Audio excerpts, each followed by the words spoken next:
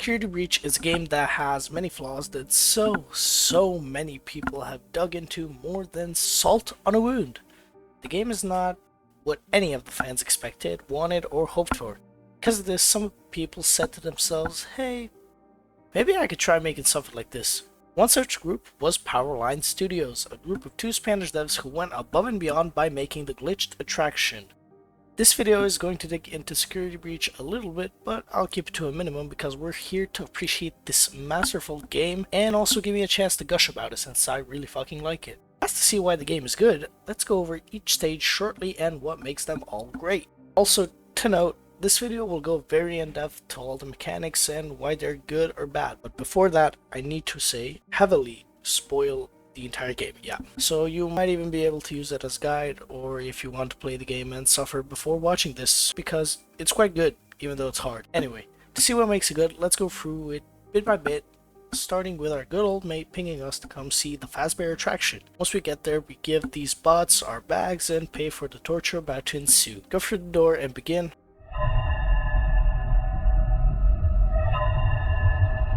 Stage 1, the entrance. This stage, as hence the name, is very short and its only real use is to teach us how to crouch and give us a flashlight, as it is in fact a horror game. So yeah, we interact with a button that the game also teaches us how to use, and it prompts Foxy to give us a flashlight and opens a vent. We take off through the vent and go into the first real stage.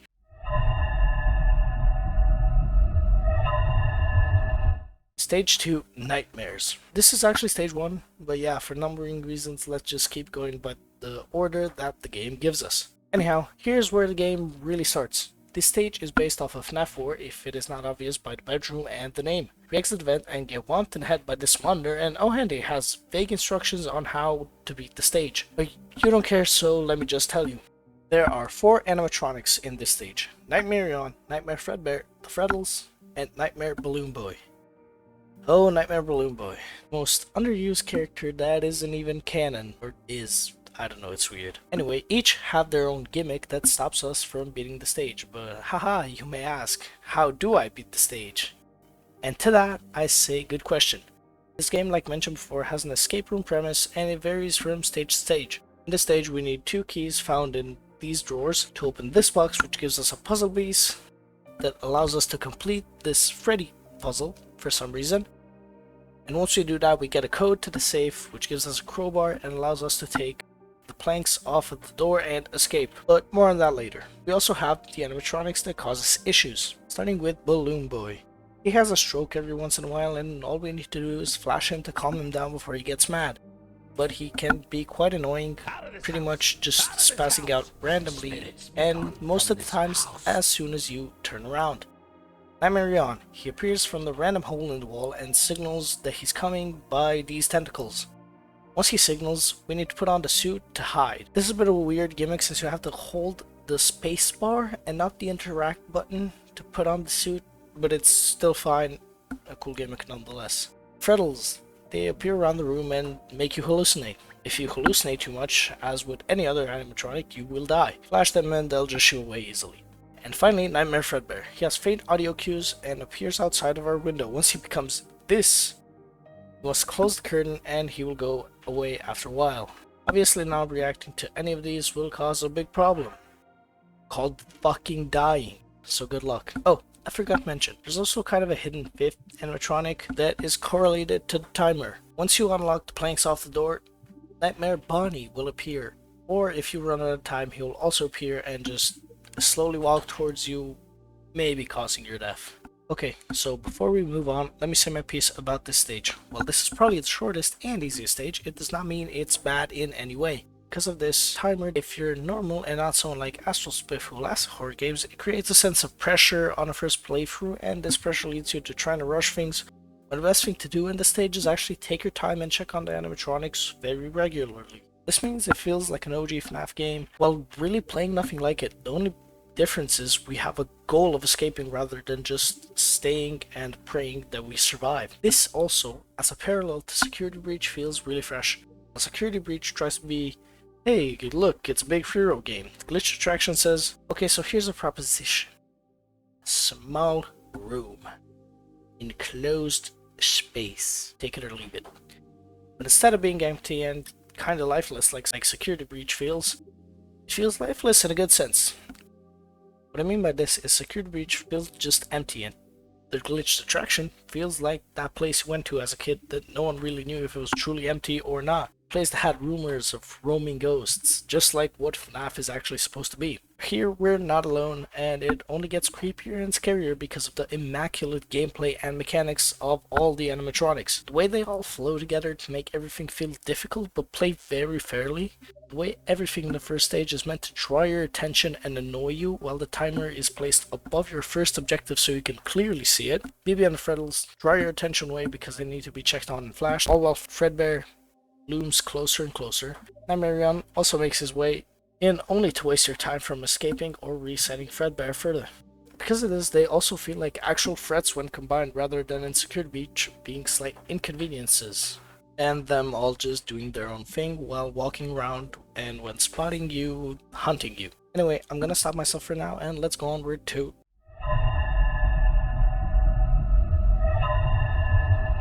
Stage 3, Toys. This is where the difficulty ramps up quite a bit. The first was basically a warm-up because this stage is fucking hell. The level is based off of FNAF 2 and it has a lot to it. To escape this rundown area, we first must find a 6-symbol code. These are the symbols and they're hidden around the map via sticky notes slapped onto the walls for some reason. Once we find the correct order, we must enter into the keypad, and that starts kinda phase 2 of the stage. Lights turn on once we flip up these 4 switches, and it goes from a dim room with no light to a dimly lit room with a few lights. Now we gotta find 5 gears of differing size and put it all into this wall here. They are hidden in all kinds of places, like on drawers, inside mouths of empty heads, or around the floor in general. Once we do this, it will begin to charge, and we just need to live until it reaches 100%, which isn't that hard. And flip a big switch, and we go on for the next door. That is a fucking lot to do. And why did I say it's difficult, you might ask? Well, obviously it's because of the free animatronics and kind of Balloon Boy. Balloon Boy just kind of stands there saying, "Hi," or whatever the fuck he says, but it really doesn't impact the gameplay. He's more so there for the environment. Real animatronics that are threats are Toy Chica, Freddy fucking Fazbear, and the Mangle. Toy Chica is the simplest but not the easiest to avoid. That's probably Freddy. Chica roams around the halls and so does her cupcake, and if she sees you, you need to hide or run away from her. If you hide, she will sometimes find you. If you hide when she is too close to you, she'll open the locker and clock you in the fucking head. Also, her cupcake doesn't see you, but rather if you step on it, it squeaks and alerts Chica. Next up, the Mangle. It acts kinda like Chica, but if it sees you, you can't run and you can't hide, as she will always get to you. So make sure to hide behind corners when she appears. And how does she appear? She makes sounds in vents and from time to time drops down. Once you hear a sound, you need to hide as she is coming from the vent that the sound came from. And lastly is Freddy. His gimmick is the music box that we have to wind up so he doesn't get mad, but make sure to not overwind it though, as he will also get mad pissed, break his glass, and block the doorway to the gear room so you can't finish your escape. Okay, so this fucking stage. I love it, but I fucking hate it as well. This is the stage I have over 2 hours on. I spent over 2 hours on just because I'm fucking blind. When searching for the gears, it got really hard for me personally, but even online I saw a lot of people tend to have issues with finding the last gear or two, and this is the single ick I have with the game. I wish the items or interactables flashed or had an option to flash or get outlined when they are looked at. Besides that, the stage is honestly amazing. Mechanics seem pretty intuitive and fun, and it didn't even need to tell me what the animatronics do before I figured it out. Also, the atmosphere and setting of FNAF 2 and the run-down dinky hallway where the big bads roam around is quite cool to me. And one thing that I have to mention here also is the death animation. This game has a unique animation for every single animatronic and they are pretty fucking cool. Most just do the bland lunge towards you, but Chica, for example, clocks you and knocks you. It's really funny the first time around and doesn't really get old. Finally, we make our way through and we go into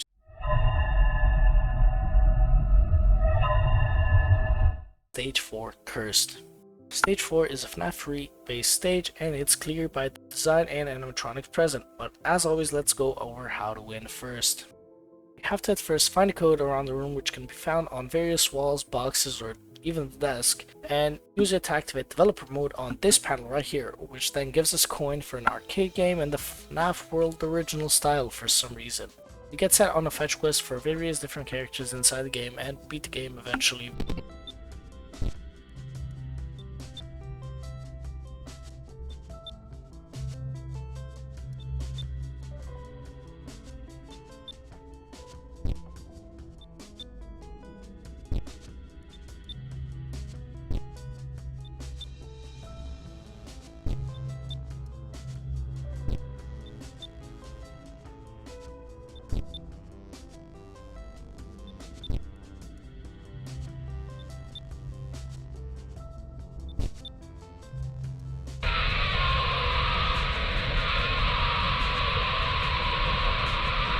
Which gives us code for this box that we have to decipher, and once we decipher we get a key that for some reason we put in the wall and it opens a vent. Might sound simple enough, but it really isn't because of the characters in the stage. There are 4 of them. They are Springtrap, Dreadbear, Phantom Foxy, and Phantom Balloon Boy. As this escape room is based on FNAF 3, the main enemy is obviously Springtrap, and oh boy, he does a lot. Okay. I ain't reading all that. Springtrap roams the halls and is visible on the cameras. He has 3 ways of getting into the office and stomping your ass. I said the animations were good, and this one's particularly good. You can enter through either of these 2 doors, which have a certain amount of durability on them, which he reduces as he frantically hits the door. You can also take the vents, which we also have monitored, and go directly to the top of the office, or once again directly outside of each door. If he comes up through the top of the office, we need to switch off the power using this switch and hide under the desk until he leaves. Next up is Dreadbear. He cares not about the doors and will slam them down to enter your office whenever he feels like it. He can also be seen on the cams, and once he isn't there you have to go hide under the desk on the side where he is, cause he will see you if you are in the opposite corner. He has tunnel vision, let's say. You also do not need to turn off the lights for him. These are the 2 kill animatronics, and the rest are just as in FNAF 3 Phantoms. Phantom Baby is on the cameras and he will scare you if you look at him for too long, and he will shut off the cameras for a while. Foxy, on the other hand, is always present in front of one of the 2 doors and he will scare you if you look at him. Scares that start your screen for a while, and audio that is quite annoying. And I need to add, you can also technically die to him if you look at him like 20 times. He also scares you if you leave the office, so he's kind of just like preventing your free roaming. But yeah, it's pretty much impossible to die to him. Anyhow, the stage is also on a time limit, but it's pretty lenient and you don't have to rush. Once we open the vent, everything gets set on fire and Springtrap chases us only to die and reveal he was some kind of illusion. Okay, so this is quite possibly the weakest stage of the bunch, as it does the classic FNAF formula but in 3D, but that's not really the issue here. The issue here is that Springtrap and Dreadbear are quite annoying to deal with, and as you are on the timer and they move somewhat randomly, have to constantly check on them. Or not. The real way to beat the stage, and the way that most people will probably beat it, is close both doors, pray Springtrap doesn't come through the vent and Dreadbear doesn't come, and here is where I need to mention the game's difficulty settings. We have casual and normal.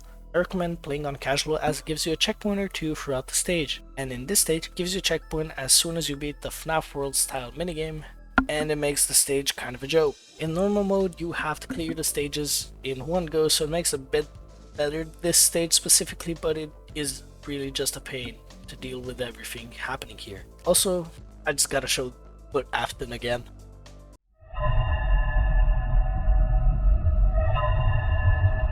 Stage 5, Funtimes. Funtimes is not so fun times, as it's obviously based off of FNAF's sister location, and it requires us to assemble Baby herself by ordering from the terminal and solving the puzzles to connect them until they are all valid. Some parts can also be defective and you have to send them back and get a new one. And oh god, these puzzles sure are something that exists and doesn't completely drive you mad. It's pretty simple, but oh my god, it is not the same with the free animatronics that cause us issues. In this room, we have Funtime Foxy, Funtime Freddy, and Ballora.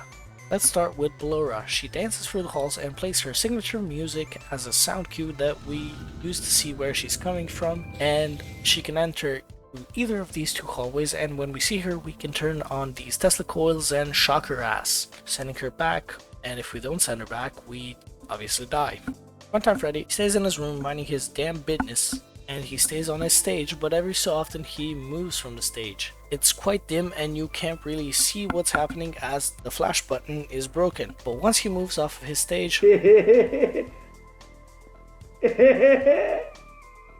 need to call him back by activating Bonbon, who says get the fuck back on stage. Yeah, and if you call him falsely 3 times, he will get pissed and slam Bonbon's head against the fucking wall and kill you. Last but not least is Funtime Foxy. She stays on stage until she makes this weird ass sound. And once you hear the sound, Q must shock her as she's having a blast raving over there during her malfunction. We don't shock her to fix it, we die. Oh, and also she can falsely gurgle to fuck us over. So don't instantly shock her, but rather use the light button to check before you wreck. After we avoid all these deadly and annoying little shards, we open the door behind where Ballora was coming from, and all the animatronics get picked up by these little security joes as we leave down the elevator from the game where the Minorinos cut us down and we fall.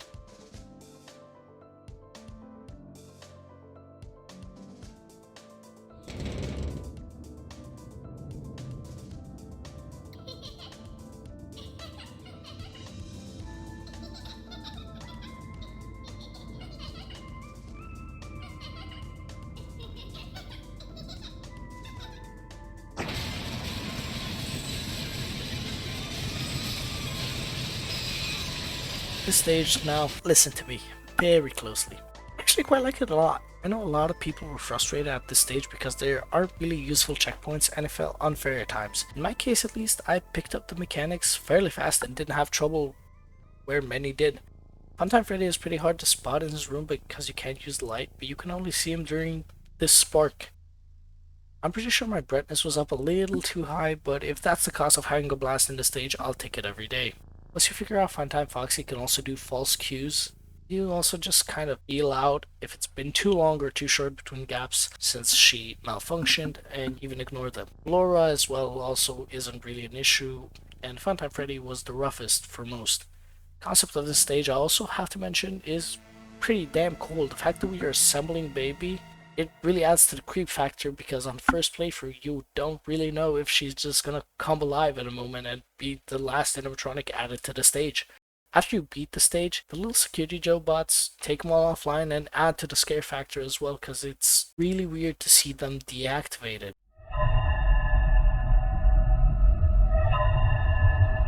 Stage 6 Vents. This is a short transition stage, which is just a maze filled with old staff bots and security joes that don't work. Not much to say because of this, but at the end of the maze, we see now a formed ender trying to break the glass and we run away starting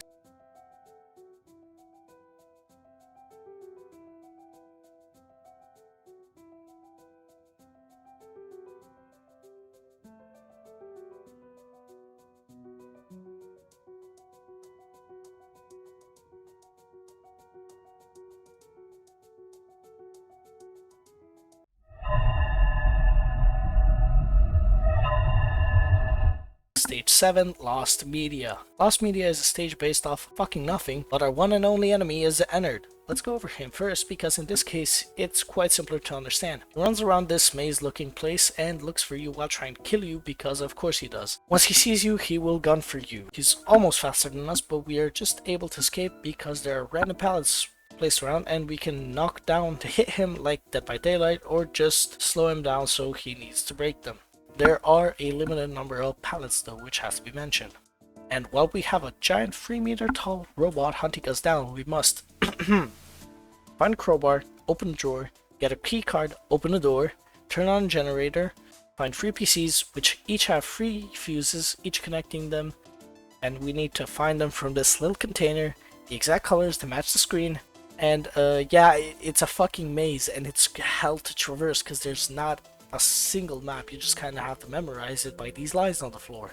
Once you do all that, we can finally make our way through the hangar door and up a ladder. This stage, as you can tell, had me fucking infuriated. The way Ennard moves around is very annoying. He feels like the penguin from Mario 64 in a sense, because I think he works Don't take it from me because I'm not the dev, but he feels like he works in the rubber band technique way. What that means, if he gets too far away from you, he'll path closer to you on purpose, and as the maze isn't too big, he can cross paths with you fairly easily. But it also should be mentioned, if you stand in certain corners, he just straight up will never get you. But yeah, this stage requires quite a bit of patience and a decent amount of luck, neither of which I have. The thing I have to compliment though is the design of Ennard is pretty spot on to the original, and that's quite amazing. With this, we begin the final stage, kinda.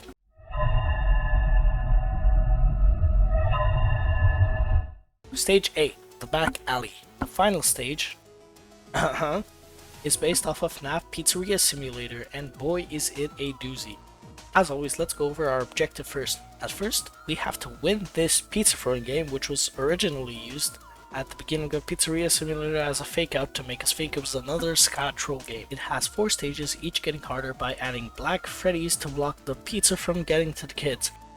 After we beat all of this, there's a code hidden on papers around the stage with a head of an animatronic and a number. This code is used to open a box. From that box we get a key to the projector room, and from the game that we completed previously, we get a coin plopped onto the table. This coin is used in Rockstar Freddy over here, and we push these 2 buttons on him, get scared, and to get a bunch of paper.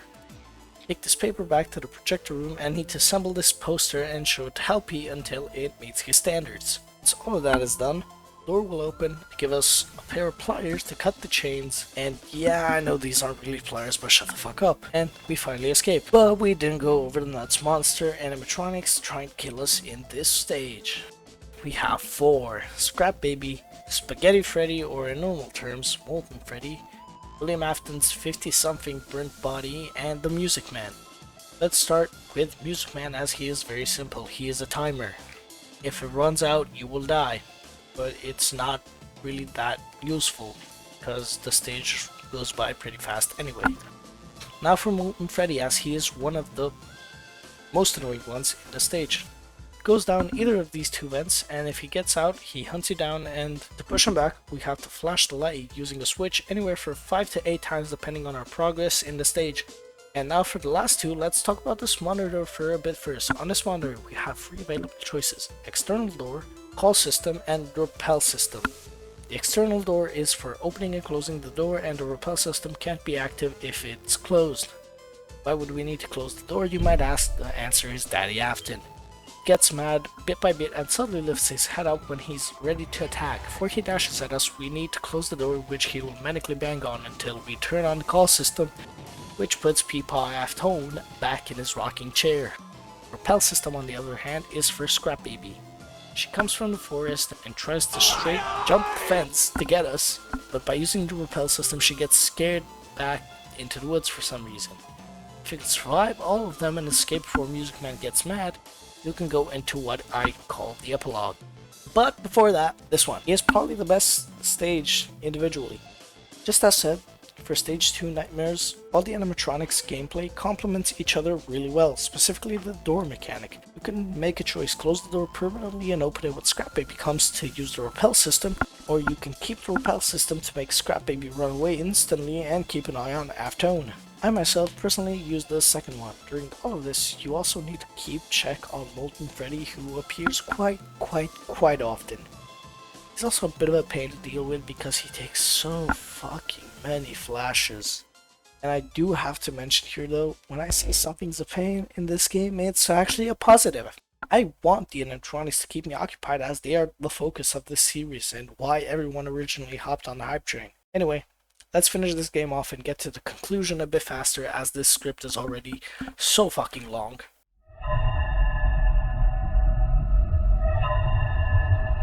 Stage 9, the basement. The penultimate stage is about 50 seconds long and is a glorified cutscene. We go down into this bunker and open this PC to see some blueprints and lore, yada yada. I don't want to cover the lore, it's complicated. And Vanny is here now, and she clocks us in head and lets Burntrap have his way with us.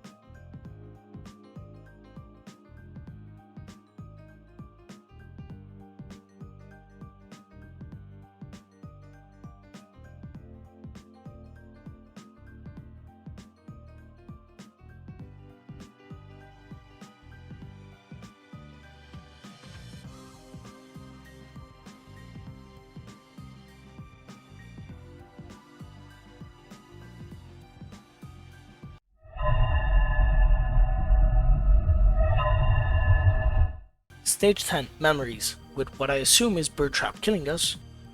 We are in the finale, and here we get a heartwarming segment of looping doors that show the bite of 83 or 87 or whatever it is this time, and it ends with Fredbear old pal paying us a visit.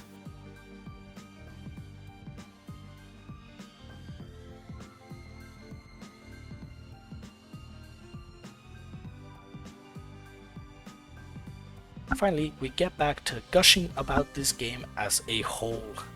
Let's start with the models and environments. The models all look amazing, from Mangle, Chica, to especially the Nightmares and the Funtimes. There isn't a bad model in the game, and it makes it that much more enjoyable when it looks great and the gameplay feels great. Their walk cycles also don't feel like clunkily added animations, but they rather feel like handcrafted pieces of art. Atmosphere as well, and textures are used fucking phenomenally and also look great. I have no clue if they're free assets or handcrafted again, but either way, good job from the devs. Even in comparison to Security Breach, whose entire identity is based on the characters and environment since, the gameplay is not in the best of states, it looks great. Maybe it's personal preference and me not liking the Glamrock animatronics glossy style, but I think even on the glossy toy animatronics, Powerline does a slightly better job, as it doesn't burn your fucking retina the moment the sun hits them. The environments in Security Breach are also rather lacking. They look good as a complete unit, but once you look at the individual textures and models, aren't the animatronics, it can get a bit rough. Even the setting up the entire place, the glitched attraction does just much better, as the vibes of this dinky escape room place that's actually a trap fits better with the games than a brightly lit, slightly past bedtime mall complex. And I also have to mention the music and the sound design, more so the sound design. It's done very well in most areas, but in certain spots it feels a bit spotty. Specifically in the back alley stage, once you get into the room you cannot hear Molten Freddy or Scrap Baby from the inside. It feels really shitty. Even though the lights in the projector room alert you when something is active, it still feels shitty not at all knowing which one is coming and how much time you have, just because you're 3 meters away from them. Besides this one ick, the fall off distance of the sound being too short, it's good. Everything sounds really mechanical and clanky, so to say, which obviously is great for the theme that they were going for. Really makes everything feel a bit more alive, or should I say dead. Enough of that, let's go on to the gameplay. The glitched attraction does everything Security Breach should have done but didn't. Even though they're different genres in a way, with Security Breach being a sandbox-ish game, and the glitched attraction a condensed puzzle-solving escape, they're actually remarkably similar. The stage where it's the most apparent is Toys, where Toy Chica wanders about as Mangle draws by every here and there as well. This singular stage does more than the entirety of Security Breach. What I mean by that is, instead of all the characters in the stage, or in Security Breach terms, in the part of the map, they play with mechanics that fill each other in. It gives a sense of life that shouldn't be there, and that's what makes it so creepy and a good horror game. On the other hand, Security Breach's animatronics, although each having a stronger personality because they speak, talk, and just appear a lot more, they don't really work a lot differently. They all dash at you and lunge at you, but instead of lunging, Chica teleports behind you, so yeah, they're actually quite similar in the grand scheme of things. Along with this, I have to mention that the best segments of Security Breach, in my opinion, and if the stars align and you don't get glitches, where they are super prominent in this part, are the minigame sections, like the one where you have to hold the doors and shock the animatronics while Freddy runs to save you, opening the doors and taking you from the vent below you. That part of it, if it works quite well, and it's the most similar part of the game to the glitched attraction, but it still feels a bit half-assed compared to this game.